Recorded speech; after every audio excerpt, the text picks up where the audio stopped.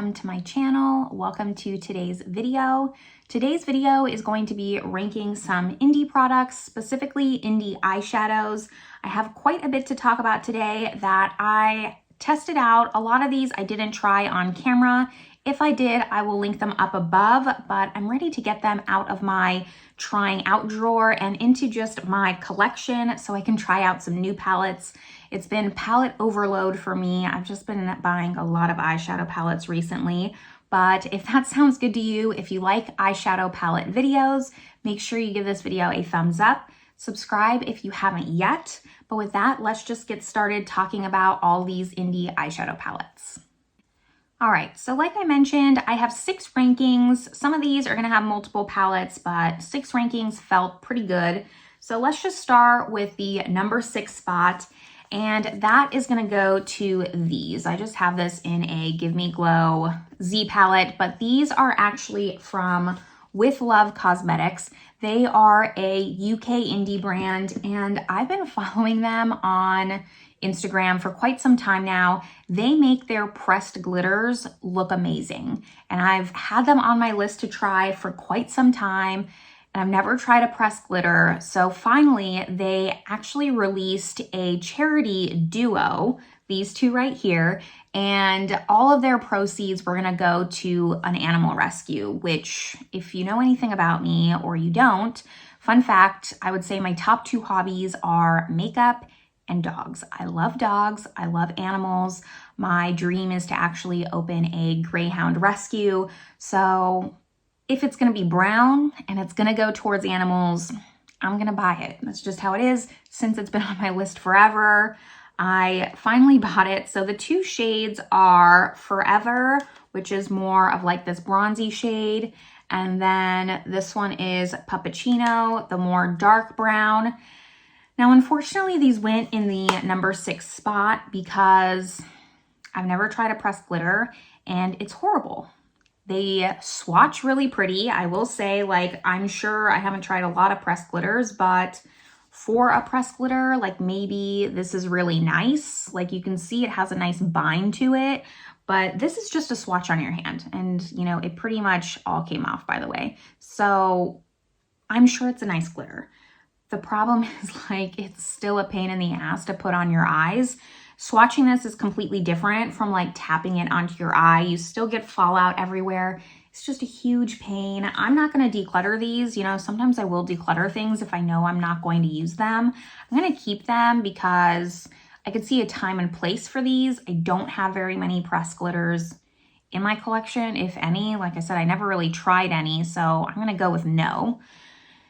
And I could see me wanting to use them, but it's not going to be very often. Not often at all. You really have to want it for a pressed glitter.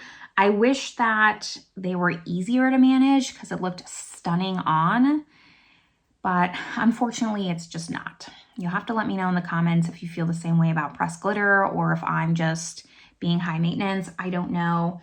I'm glad I finally tried the brand, and I might look at other things that they sell because I think that they have an eyeshadow palette that has mattes and stuff, not just pressed glitters. That's just kind of what they're known for. Unfortunately, it just didn't work out for my aesthetic.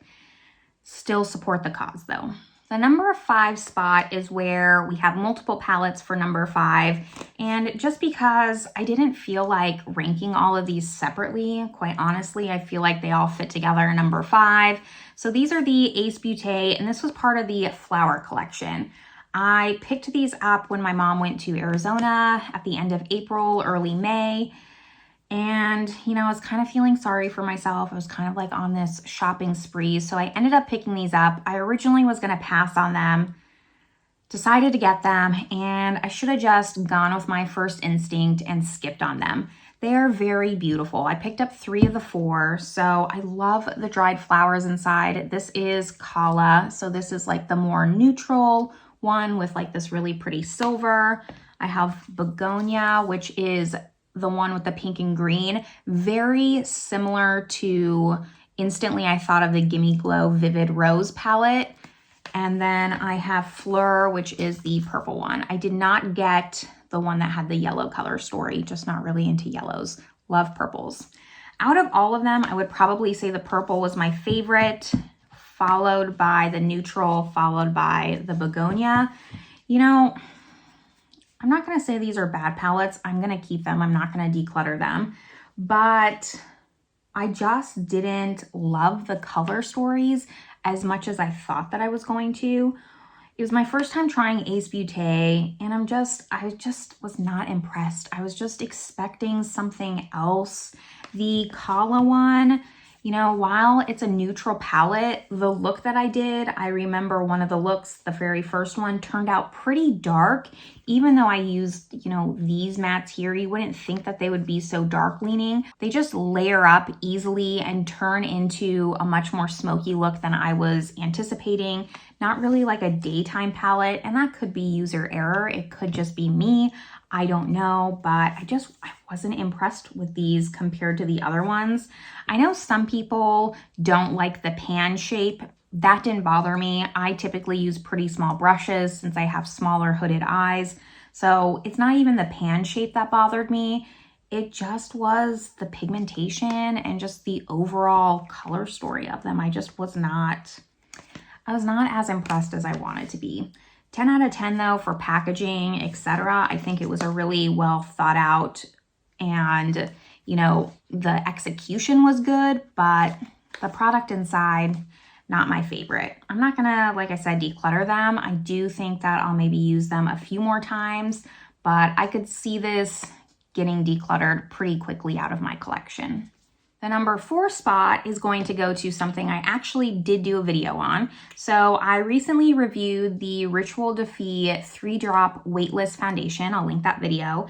And I also picked up 2 of the eye soots from them. They just looked really pretty on the website, so I was really intrigued. I got 2 shades. So I got Half Light here, which is kind of like a chocolatey brown bronze. And then I got Cultist.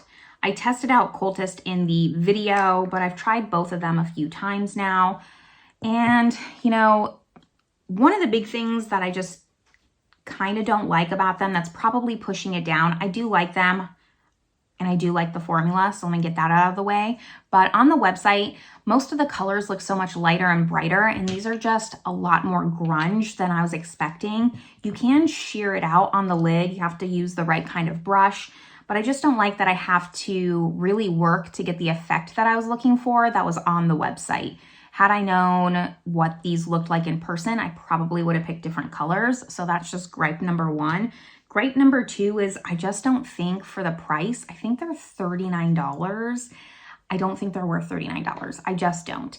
And even though they're a small indie brand, like it's just for a single shadow, it's a lot. They don't just give me that special $39 feeling, to be quite honest. I don't think it's a bad product. I think it's really pretty. I think if you're someone who likes one and done shadows, you like neutral looks, you like simplistic looks, I think it'll look really nice and you'll like having them.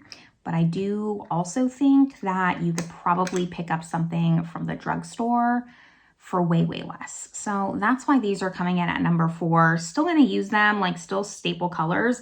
I wonder, like this might be this Half-Light color, thinking about it now, might be like a good base for this glitter, but I'll have to try that later. I don't know.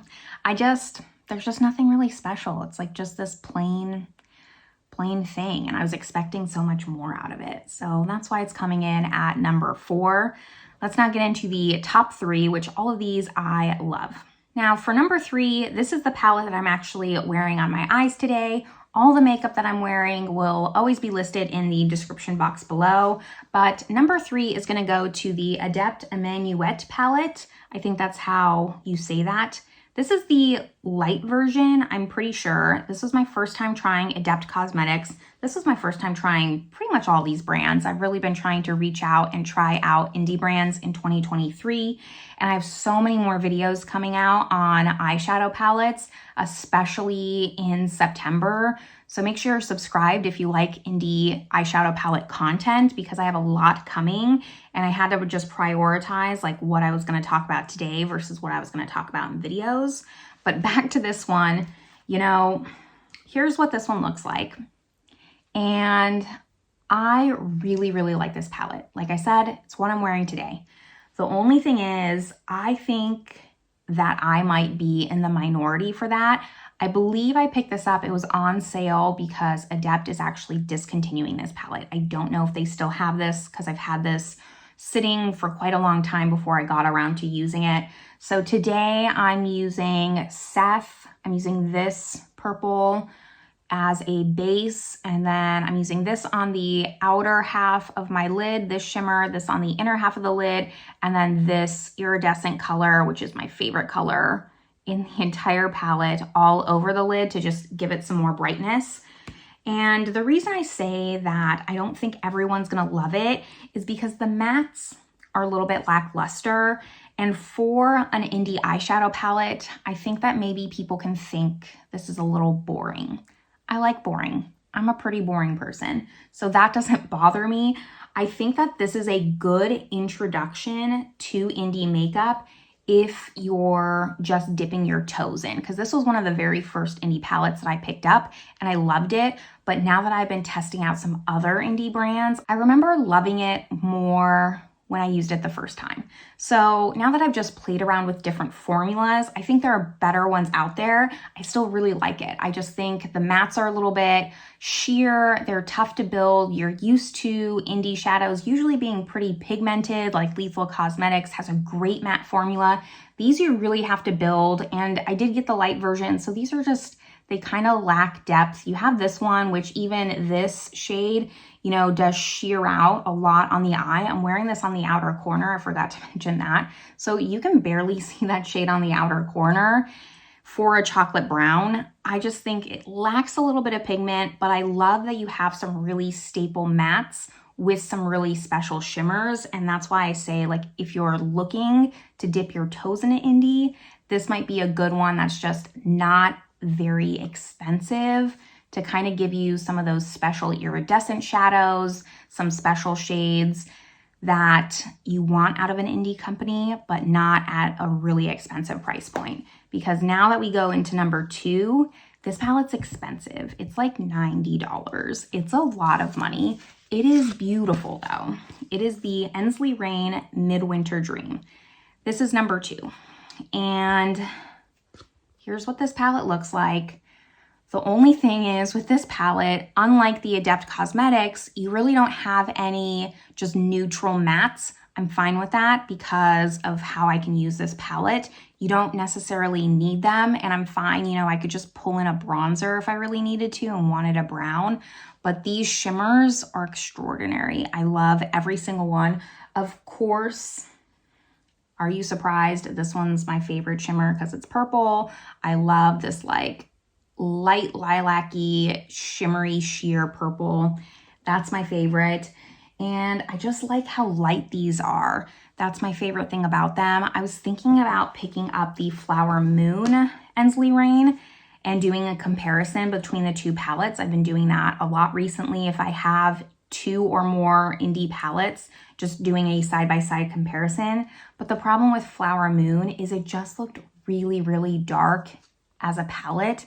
And I just don't want the same issue that I had with the Cala palette where my look just gets overtaken and dark and smoky too fast.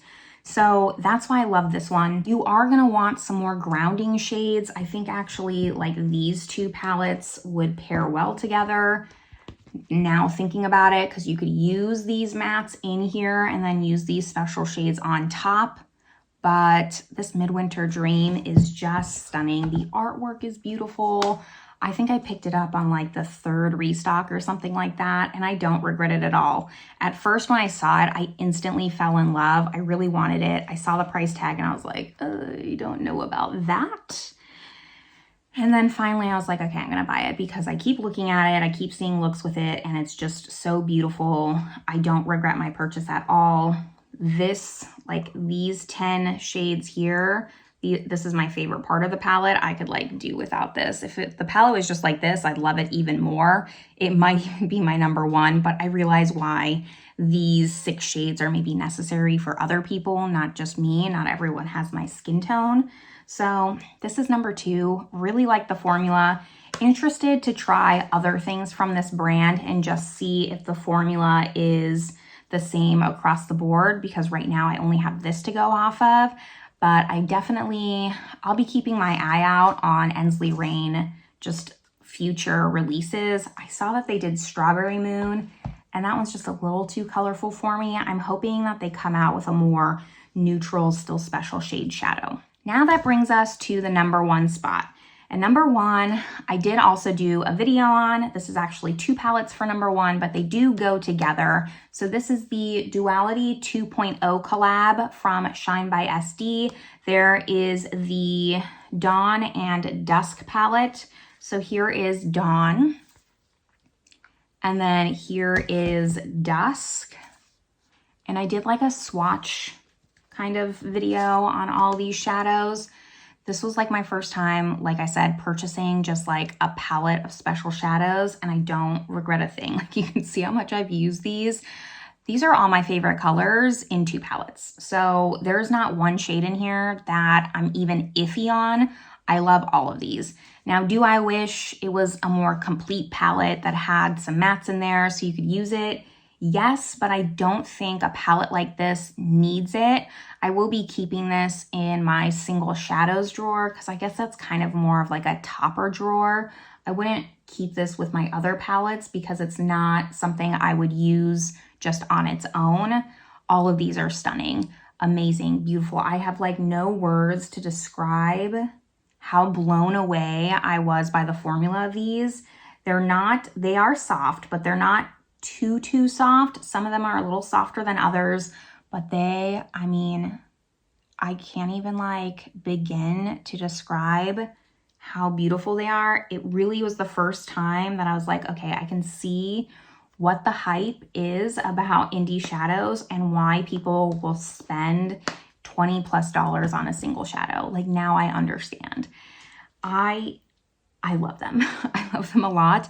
There are other palettes you're going to be seeing next time I do a palette ranking. I mean, I have been buying a lot of eyeshadow palettes. It's kind of just been what I've been focusing on. Usually I'm really all about foundation and complexion products, but I don't know. I think I've been improving my eyeshadow skills. So it's been making me want to try more eyeshadow palettes than in the past, because before I would really keep my eyeshadow to a minimum. And now that I've been trying new techniques and branching out, I've been wanting to try, more colorful palettes, etc. I don't think that there will be another indie brand that can top these. And it doesn't hurt by the fact that they're all my very favorite shades: pink, blue, purple. I even like the green. I like all of these. If there's anything I would say it's worth the splurge, the Shine by SD formula is amazing. I don't know if you can buy these still because I think that it was a limited edition release. If you can, I will link their website down below. It's not affiliate or anything, but it will be in my description box. Can't say enough good things about this, but these were all the indie eyeshadows that I kind of had just waiting to be talked about. I have more coming up. You've probably already seen a few already. My cosmic brushes, I did What's Up Beauty. So I have a lot more just waiting in my drawer to do videos on, and I'm excited to do them. So let me know if there's any indie brands down below that I should be keeping my eye out on. I have a lot on my list still. I want to try the Pastel Roses. Carla Cosmetics is like top of my list. I think that will actually be the next one that I make an order with. So let me know your favorite indie brands down below. But that's all that I have for you today. I hope you enjoyed this video, and I will see you in the next one. Bye, everyone.